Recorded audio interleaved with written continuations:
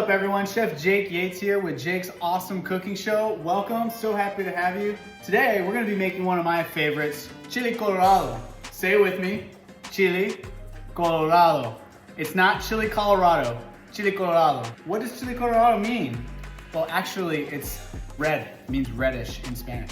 So today guys, we're gonna be making some Chile Colorado. My uncle used to make it actually. We're gonna get right into it. Let me show you how it's done. First, we're gonna start off with a white onion. Real simple, take your white onion. We're just gonna cut straight into it, just like that. Cut it in half.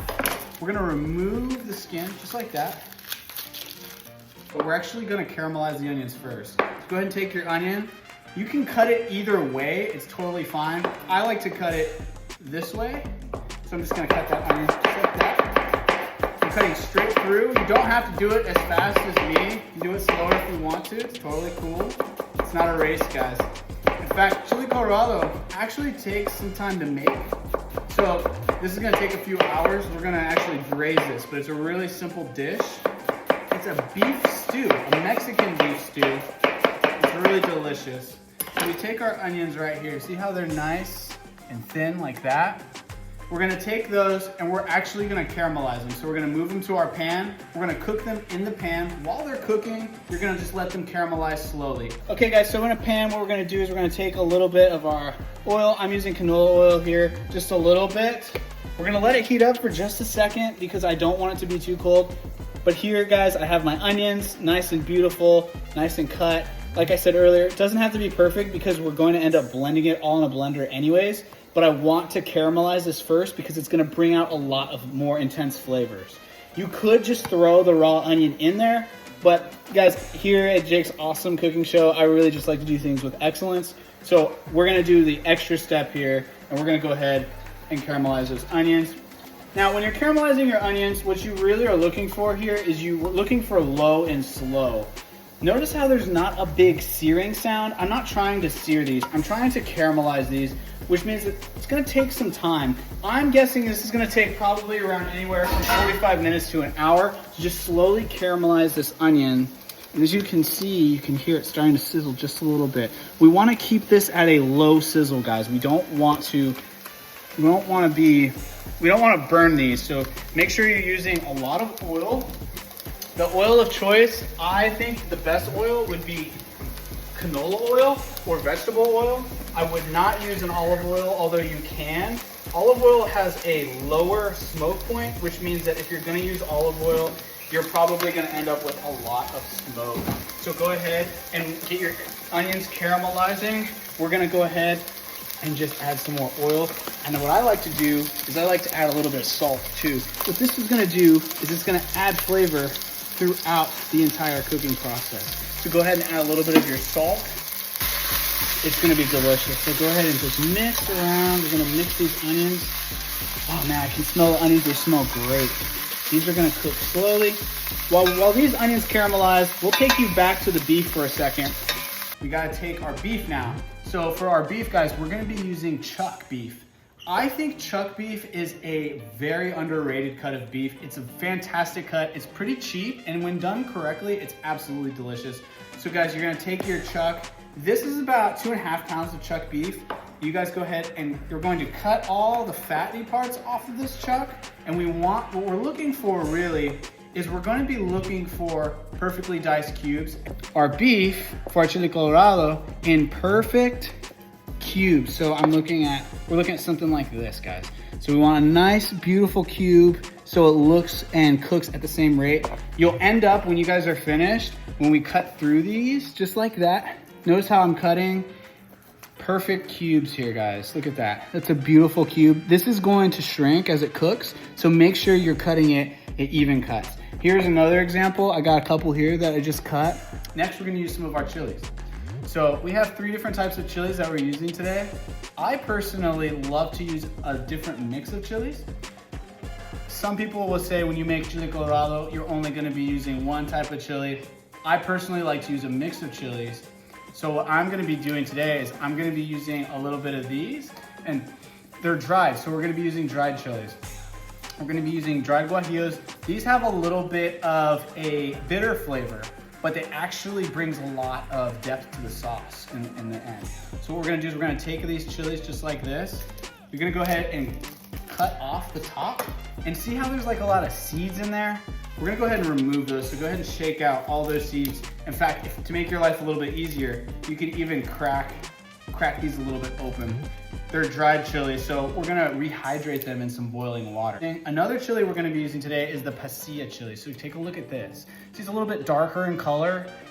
And the Pasilla chili is really interesting because I think that the Pasilla chili has a little bit more heat. It's not very hot, but it has a little bit of a mild heat to it. So go ahead, same thing. We're gonna remove the seeds from that. I'm gonna be doing 4 of the Guajillo chilies. I'm going to be doing 5 of the Pasilla chilies.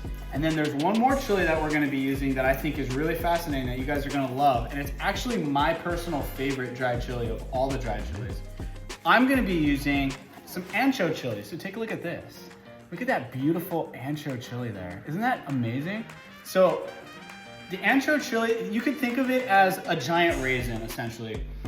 It brings a lot of sweetness to the sauce, a little bit more complexity, and more depth and background base to the sauce. So we'll go ahead and cut off the edge. And see guys, look at that. Look at that in the middle of the chili right there. You can see it's a little hollow, it's dried out. Go ahead and shake out the seeds. The bigger chilies I find are a lot easier to release a lot of the seeds from. That's totally fine. So you're gonna remove the seeds from them, and then guys, you end up with, this is what we're looking for right here. See how there's no seeds? That's what we want. So we got our Ancho chilies, we have our Guajillo chilies, and then we have our Pasilla chilies. When you get all of those, you go ahead and take them, you're gonna put them into a little saute pan. Okay, so you're gonna take your chilies and you're gonna put them into a saucepan with some slightly simmering water, and you're gonna cook that for about 10 to 15 minutes or until slightly soft. We're gonna come back to this later. While our chilies are boiling gently, we're going to take our beef and put it into a bowl with a little bit of all-purpose flour. This is going to allow the beef to get a nice golden brown crust on each side, so make sure that you are coating it gently on all sides and then place on a baking sheet. We're gonna take our beef. Remember the beef cubes that we cut earlier? We're gonna take these beef cubes and we're just gonna start searing our beef. So go ahead, the flour, make sure you dust off the flour so there's not too much. We're gonna take our beef.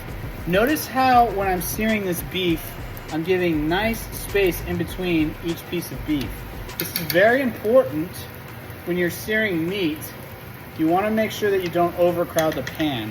What happens is when you overcrowd the pan, either the temperature is too low or you're not doing it correctly, you don't space up enough, you end up with beef that turns out to be more steamed than actually seared. So you can hear that nice, beautiful sizzling sound. You see how it's golden crisp on that? That's what you're looking for, but we're looking for that on all sides. So I'm just gonna flip it over. It's golden brown.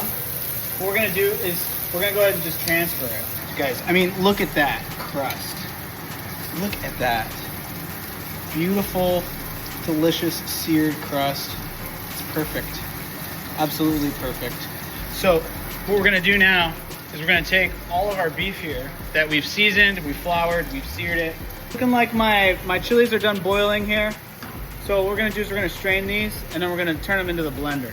Okay, so now we're gonna combine our strained chilies, our garlic, our half bunch of cilantro, a little bit of salt into a blender and blend well. Oh yeah. It's got that rich chili flavor. It's got the garlic flavor. Absolutely amazing. So this is the sauce we're gonna put on our beef. Okay guys, so in your pan, you're gonna put all the beef back that you seared. Then we're gonna add our sauce, that delicious sauce that we made. We're gonna just pour that in there. Look at that. Beautiful. Lower the heat just a tad. A little bit of water, just pour it in there. What we're looking for, guys. Look at that. Beautiful. Okay. We're gonna let this cook on low for 2 hours, all right? So we'll check it in 2 hours. All right, guys, so it's been about 2.5 hours, so we're gonna go ahead and check this. Oh my gosh, look how beautifully luscious that sauce is. And luscious is the word I would use to describe this amazing, delicious, look how dark that sauce is. It's just amazing. And the meat is so perfectly tender. This is ready, guys. This is what we're looking for. So go ahead, after you've cooked it for about 2.5 hours and the meat is nice and tender, go ahead and finish with just a little bit more salt. Give it a good taste. And yes, I know I add a lot of salt. It's just a chef thing, guys. You will see when you add more salt to your food, it just tastes so much better. Oh my gosh, look at that. All right, guys, so we got our Chile Colorado here. Check it out. We got the sauce that kind of splattered over the side of the plate, but it doesn't matter because we're gonna eat it anyways. We got the beef that falls apart. We got that amazing chili flavor. Oh man, look at that. Look at that sauce. See how shiny, glossy it is? It's got all those chiles, it's got the garlic. It's gonna be fantastic. Let's take a bite and try it. Oh man, that beef just falls apart with the sauce. It has all the complex flavors of the chiles that we cooked. Guys, I hope you try this at home. I hope you make it at home. Like and subscribe. Check me out on Instagram, Jake's Awesome Food. Continue to watch Jake's Awesome Cooking Show. And let me know in the comments below what you'd like to see me make next. Love you guys.